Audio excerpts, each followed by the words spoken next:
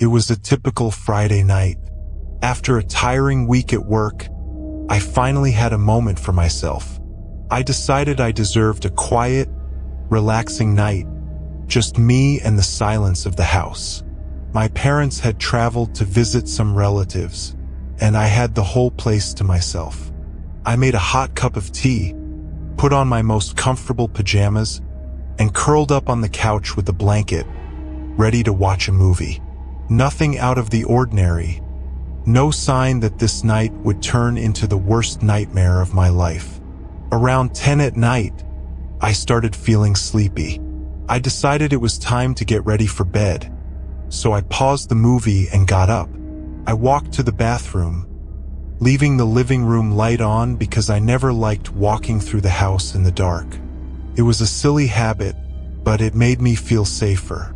In the bathroom, I turned on the light, which flickered before finally stabilizing, casting a cold glow on the mirror that covered the wall above the sink.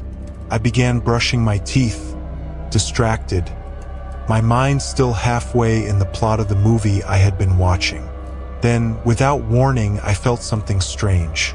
A cold shiver ran down my spine, and, without knowing why, I lifted my gaze to the mirror. There, behind me, in the hallway leading to the living room, stood a man. It wasn't a distorted reflection. It wasn't a shadow. He was there, standing. His face was pale, almost lifeless, and his eyes, God, his eyes were completely empty, like black pits of nothingness. My entire body froze. I could taste the toothpaste turning bitter in my mouth as fear took over me completely. The man was motionless, just watching me. There was no expression on his face, but something in his eyes suggested that he knew me or that he wanted something from me. Instinctively, I turned quickly toward the hallway behind me, but there was no one there. The hallway was empty, just as it had always been. My heart pounded so hard that I could feel each beat in my ears, and my hands shook as they still held the toothbrush. I tried to convince myself that it was just my mind playing tricks on me, a reflection of something, a trick of the light, maybe the result of the accumulated exhaustion from the week. I took a deep breath, trying to calm my nerves, and turned back to the mirror, trying to laugh off the situation. But he was still there, now closer. His figure filled almost the entire entrance of the hallway behind me, his dark eyes still fixed on mine. My heart stopped. There was no time to think, no time to understand. I turned off the bathroom light in a desperate motion and ran to my room, locking the door and turning the key with a strength I didn't even know I had.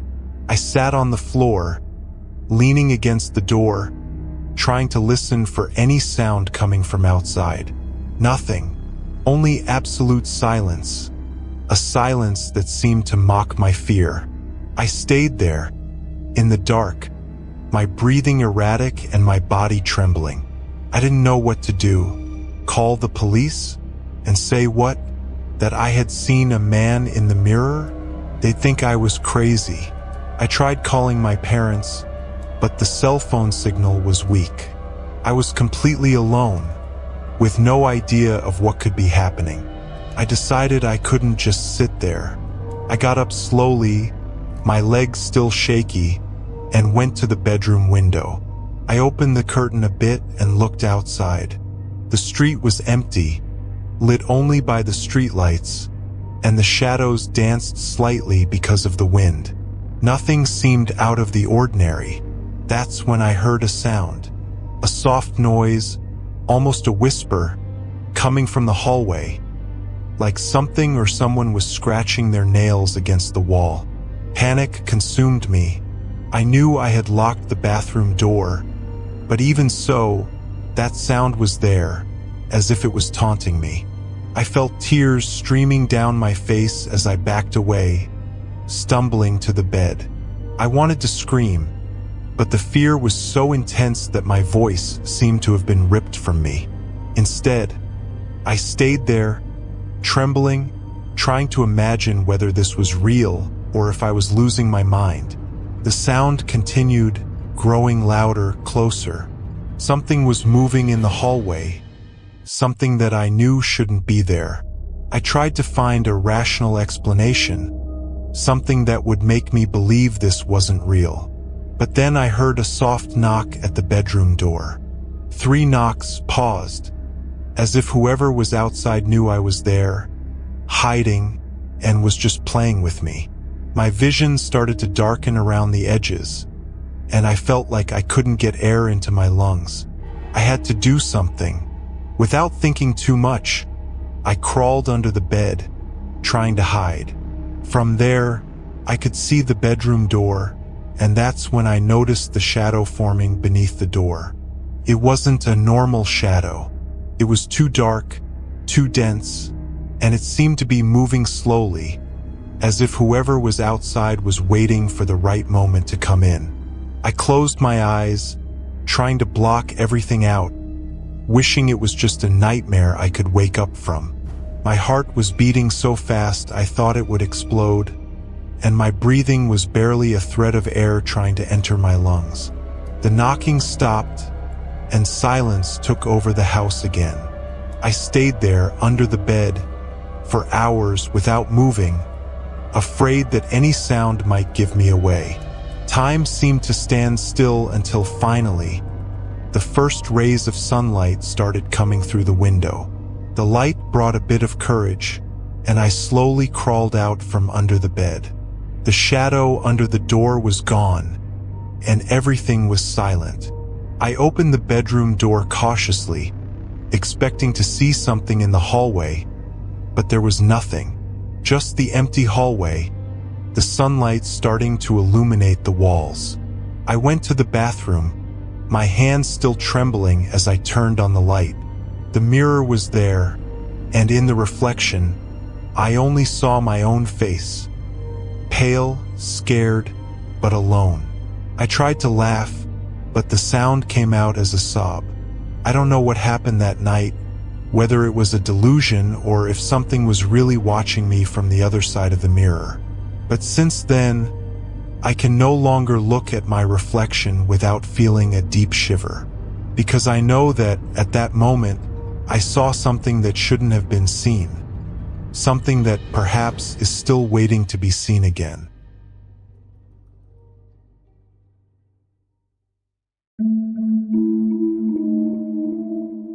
It was a Saturday night, and I was home alone. My parents had gone to a dinner at a friend's house, and I thought it would be the perfect opportunity to curl up on the couch, watch some movies, and forget about the stress of the week. I always liked moments like that, having the whole house to myself. But that night, for some reason I couldn't explain, there was something different in the air. Maybe it was the silence, the kind of silence that isn't exactly comforting, but rather a silence that makes you realize how empty everything is around you. I was on the couch, wrapped in a blanket with a bowl of popcorn and the remote beside me. I picked a random horror movie, the kind of cliché film that usually makes me laugh more than it scares me. The TV shone brightly in the dark living room, and the light pulsed against the walls, creating shadows that danced as the scenes played. But then, in the middle of the movie, without any warning, the TV turned off. The room plunged into sudden darkness, illuminated only by the faint streetlights coming in through the window. I grabbed the remote and pressed the power button, thinking it was some sort of electrical issue. The TV turned on again, but instead of the movie I was watching, what appeared was a screen full of static. A snowy screen, the kind you only see when there's no signal.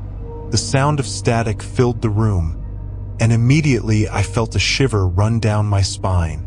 I knew I hadn't changed the channel. I pressed the buttons on the remote repeatedly, but nothing happened. The static was still there, flickering in black and white, as if something was trapped in that image. That's when I noticed something strange on the screen. A reflection. At first, I thought it was just a reflection of the room behind me, but then I noticed a figure, a dark shadow right behind the couch, as if someone was standing there, watching me. My heart started pounding faster, and I quickly turned my head to look behind me, but there was no one there. The room was empty, just the couch, the coffee table, and the shadows dancing on the walls. I looked back at the TV, and the figure was still there, a motionless, dark silhouette that didn't make sense. My heart started pounding even faster, and I felt a deep chill in my stomach. I pressed the power button on the remote, and the TV went off.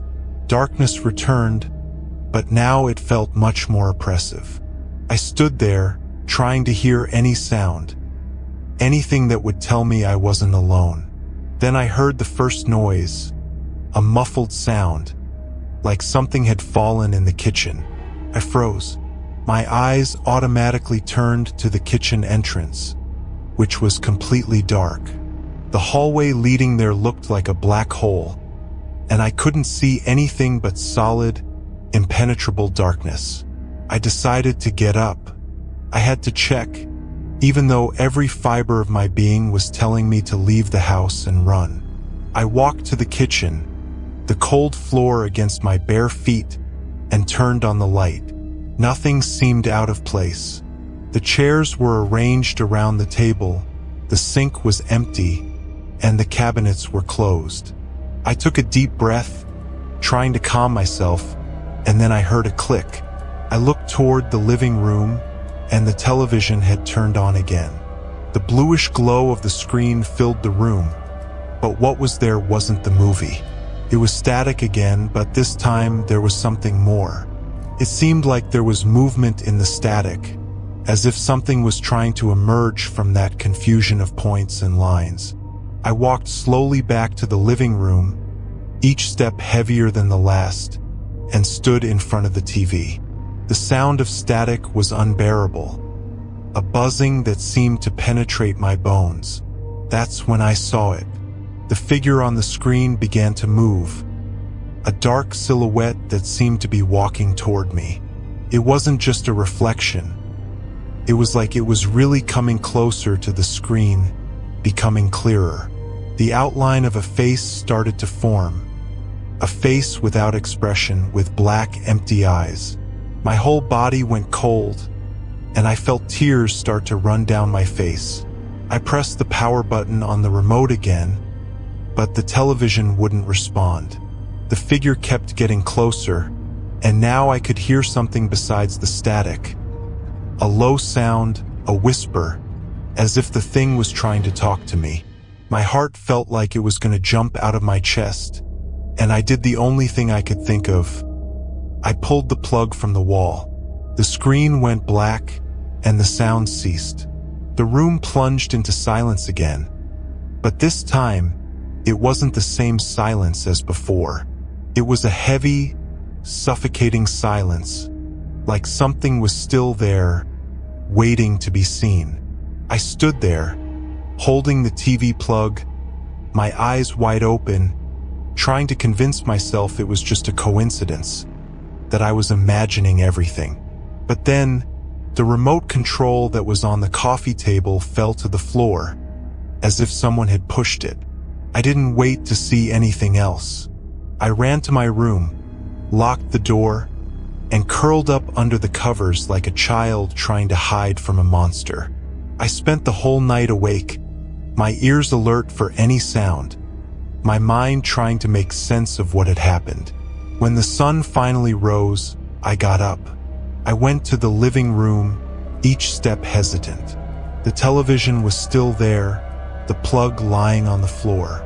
I picked up the remote, put it back on the table, and looked at the dark screen. There were no reflections, no figures, just my own image, pale and tired. Since that night, I have never watched television alone again. The feeling that there is something on the other side, something waiting to be seen, never left me. And sometimes when I'm in the living room at night, I still get the feeling that if I turn on the TV, I'll see that figure again. The empty eyes, the expressionless face, and the certainty that whatever it is, it's still there waiting.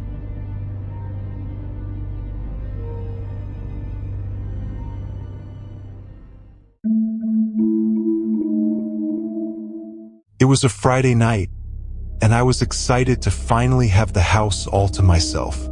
My parents had gone out for dinner, and I was determined to enjoy the quiet and freedom.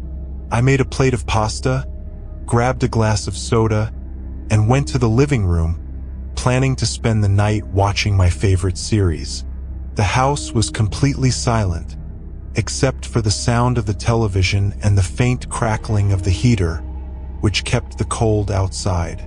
I've always been good at being alone. I never had trouble dealing with the silence, and in a way, I even liked it. The house seemed bigger and full of possibilities when I was alone. But that night, for some reason, there was a strange feeling in the air. A kind of unease that I couldn't explain. Maybe it was the wind outside, blowing against the windows, or maybe it was just the fact that, after chaotic weeks, I finally had time to notice the emptiness around me. I was in the middle of a particularly exciting episode when I heard a noise. It wasn't something coming from the TV, nor the wind against the house. It was a muffled sound, a creaking, like the wooden floor being pressed under footsteps. My heart skipped a beat, and for a second, I stayed completely still, trying to listen more carefully. The sound continued, heavy, rhythmic footsteps, like someone was walking upstairs, directly above where I was. My mind immediately tried to rationalize it. Maybe it was my imagination. Maybe the heater had made something creak louder than usual. But the footsteps were clear, unmistakable, slowly moving through the upstairs hallway, from one side to the other. I felt a shiver run down my spine, a chill that spread through my entire body. I was alone in the house, and the sound was coming from upstairs, where no one should be. I tried to ignore it, turning my attention back to the episode that was still playing on TV. The sound continued, getting clearer, like someone was pacing back and forth in the hallway, deliberately slow, each step echoing against the wooden floor. I grabbed the remote and turned the volume down, letting the silence fill the room. The footsteps continued, and now they seemed to be moving towards the staircase. I stood up from the couch, my heart pounding so hard that it felt like my chest was going to explode. I grabbed my phone, my hands shaking, and called my mother. While the phone was ringing, I stood there, staring at the ceiling as if I could see through it, trying to understand what was happening. My mother answered, her voice cheerful as usual. I tried to stay calm, said everything was okay, but in the background, I heard another footstep, now closer to the stairs. My mother's voice turned worried. She asked if I was all right, if something had happened. I didn't know how to explain it. What would I say? That there was someone walking in the house? That I was hearing footsteps upstairs? The very idea seemed ridiculous, like it was just my mind playing tricks on me. I told her it was probably just the wind, and that everything was fine. I hung up, but the fear was still there, growing with each passing second. The footsteps reached the top of the stairs. I could hear them clearly now, as if whoever it was standing there, waiting. A deep silence took over the house. The light from the television still shone in the living room, but now it seemed pale, distant. The sound of the wind outside mixed with the faint hum of the heater, and my breathing was heavy, as if each breath took enormous effort. Suddenly, the sound returned. Slow, deliberate, the footsteps began descending the stairs, one step at a time. Each creak of the wood was like a shot in the dark. I felt my body freeze. There was no way I was imagining it. The sound was clear, echoing through the room. I stood there, completely still, my eyes fixed on the hallway entrance that led to the stairs. My mind was torn between two instincts: run out of the house or stay there, trying to figure out who or what was upstairs. Every fiber of my being was telling me to leave, to run, but my feet were stuck to the floor. It was like I was trapped in a nightmare, the kind where you try to move, but nothing happens, like you're sinking in quicksand. The footsteps finally reached the last step, and I could almost feel a presence there, in the darkness of the hallway, just waiting, watching. The air around me felt heavy, hard to breathe, and my entire body was covered in goosebumps. I held the phone tightly, thinking about calling the police, but how would I explain it? I'm hearing footsteps, but I don't see anyone. They'd think it was a prank. Time seemed to stop. I stood there, staring at the darkness covering the hallway entrance. Then I saw movement. Something shifted in the shadows, an almost imperceptible change, like something was trying to hide. I couldn't wait anymore. Fear finally pushed me away, and I ran for the front door without looking back, my heart pounding so hard I could hear it in my ears. I ran out of the house and into the empty street. The cold night air wrapped around me, and I turned to look at the house.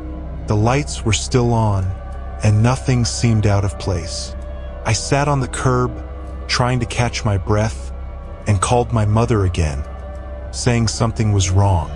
They came back immediately, and when they arrived, my dad went into the house to check.